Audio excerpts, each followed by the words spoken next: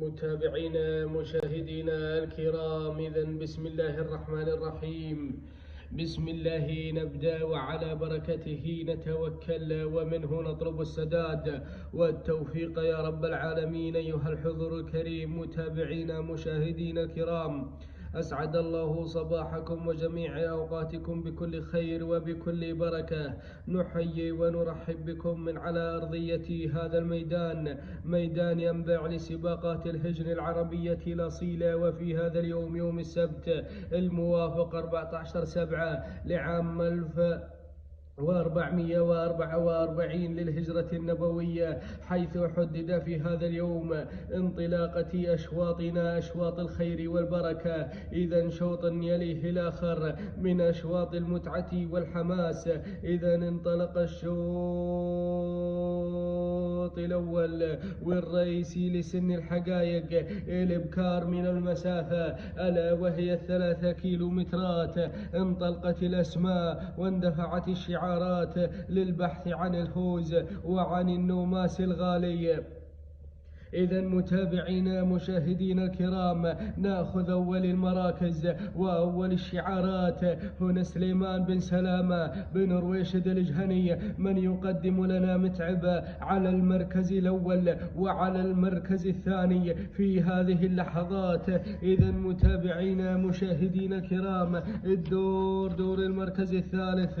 الوصول هنا من تذر وعبد الله بن عياد الجهني، وعلى رابع المراكز الوصول هنا من سلطانة لعميد بن عايد الجهني. ولكن العودة إلى البداية، العودة إلى الصدارة، إلى المقدمة مع سليمان بن سلامة الجهني من يقدم لنا متعبة. ولكن التغيير الذي طرى وجرى على مجريات هذا الشوط، الوصول من تذر وعبد الله بن عياد الجهني هنا من ينطلق ومن يستلم زمام الأمور في هذه اللحظات، ومن يقود سرب الحقائق حول الفوز هنا والانتصار. الله الله الله الله الله.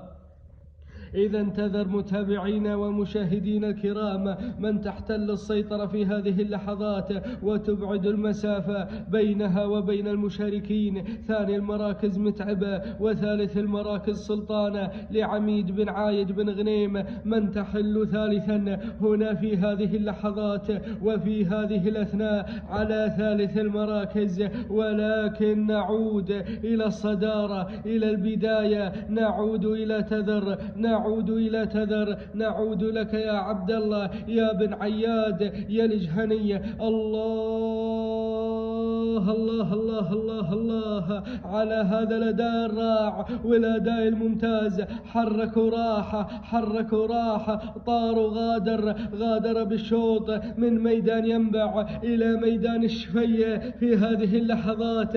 تذر وعبد الله بن عياد الجهني هنا من قدم لنا تذر في الشوط الرئيسي للإبكار الحقائق، هنا مع النوماس تذر، هنا مع الفوز تذر، هنا مع الانتصار تذر. الله الله الله الله الله، ما شاء الله عليها، ما شاء الله حواليها. وال500 الأخيرة يا مالك تذر يا عبد الله يا بن عياد يا الجهني هنا من قدم لنا تذر في هذا الشوط وفي هذا الصراع الكبير. ما شاء الله عليها، ما شاء الله حواليها. أهالي الشفية يطالبونك بالفوز بالانتصار بالنوماس 200 الأخيرة ومنطقة الأعلام هنا مع تذر ومعك يا عبد الله يا بن عياد يا الجهني هنا من قدم لنا تذر في أولى أشواط الحقائق. الله الله الله الله الله، سلام يا تذر سلام. منطقة الأعلام هنا تقف ترحيبا بتذر وبمالك تذر عبد الله بن عياد الجهني. تهانينا وألف مبروك. علي مالك تذر عبد الله بن عياد الجهني ثاني المراكز سلطانة لعميد بن عايد الجهني ثالث المراكز. الوصول من شعار متعبة وسليمان بن سلامة الجهني. تهانينا وألف مبروك لجميع الفائزين.